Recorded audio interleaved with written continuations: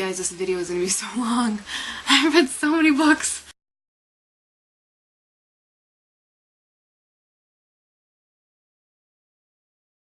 On to the rewind. Next, I read Shadow and Bone by Leigh Bardugo. A friend of mine is borrowing that right now, but my cover looks like this, and the finished cover looks like this. If you live in the UK, it's called The Gathering Dark, and it looks like this. So, lots of covers on that one. This one gets a thumbs up. I was hoping for a little bit more from it. Maybe that's just because I had just read Serafina, which is fantasy, and that, blew me out of the water, so it had a lot to live up to. But it was really good. I did like it. I like the world building. It started off a little shaky for me in that it felt sort of unoriginal. Not sort of, it did feel unoriginal, but it came into its own and it kind of used that to build on something else. It was never something that I wanted to set down, but I thought I was going to be disappointed, and I wasn't. By the end I had forgotten, that I didn't love it in the beginning until my friend texted me and told me she didn't either. And then I was like, oh yeah, I didn't love it in the beginning. So, that says something when it's able to win you over like that. So, definitely liked it, and we'll be looking forward to book 2. Next up I read The DUFF by Cody Keplinger. This gets a huge thumbs up, and a totally shocked one. I was expecting to like it. I wasn't expecting to rapidly like it. And it's weird for me because I don't even know where to begin. The whole time I was reading it, I was just like, this is Pride and Prejudice. This is retold Pride and Prejudice. I don't know if anyone else has commented on that, or if it was intentional by Cody Keplinger. It had to have been. There was no way it wasn't. She's at least a fan of Pride and Prejudice. There's no way.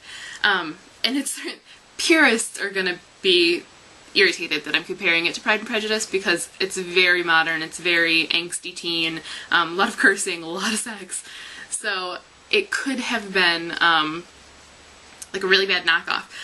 But it wasn't, and what I loved about it was that, just as Jane Austen did, Cody Keplinger took this person, this male lead, that I hated in the beginning, just hated him, wanted to kick him in the throat, and by the end made me love him, and that's so hard to do, especially given the way that Wesley, the main character in this one, acts.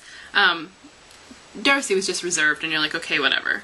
I can get over his proudness as long as he's willing to change.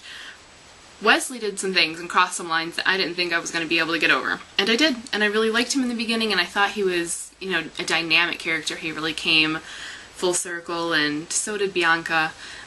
Speaking of her, she made it a little hard for me to read.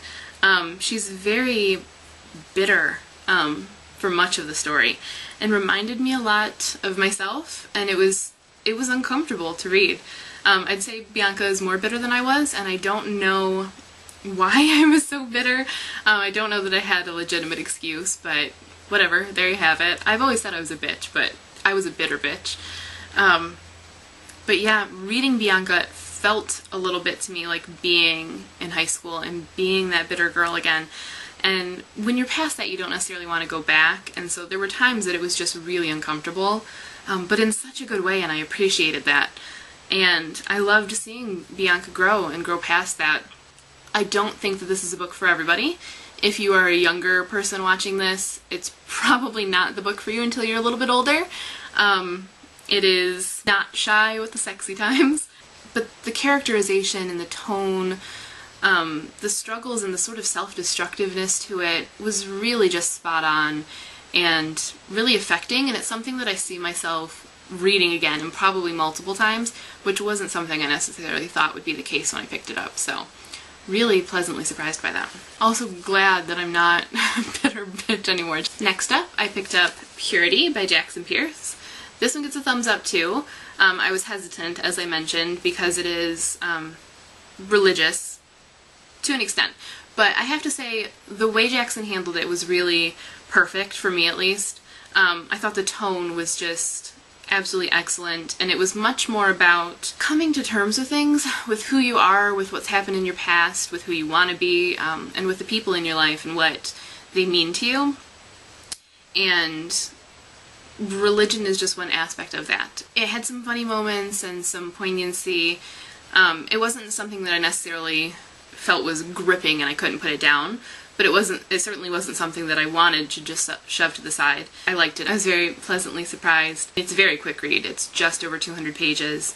I think it may offend some people, but I think the people that would be offended are probably going to know that going in. I mean, if you read the synopsis, you're going to know if it's something that would put you on edge.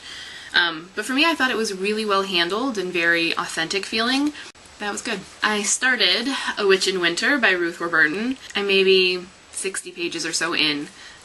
Not entirely sure how I'm feeling about it yet, so I guess we will see, but I will save that for June and my June Rewind. And lastly, when I was going through books to make my June TBR, I was looking at some of my Jane Austen books to put in it so that I can start getting my reading done for Austen in August, which is a thing.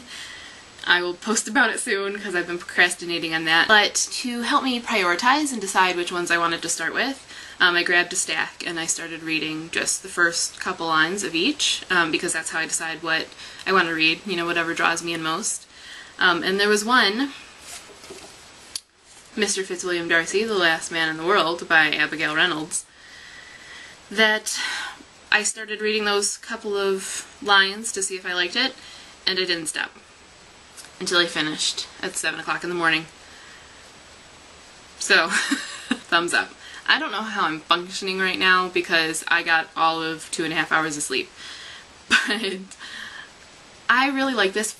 I had some huge issues with it, but they were all things that I could explain away in Abigail's premise of what if, you know, paths that Pride and Prejudice could have taken.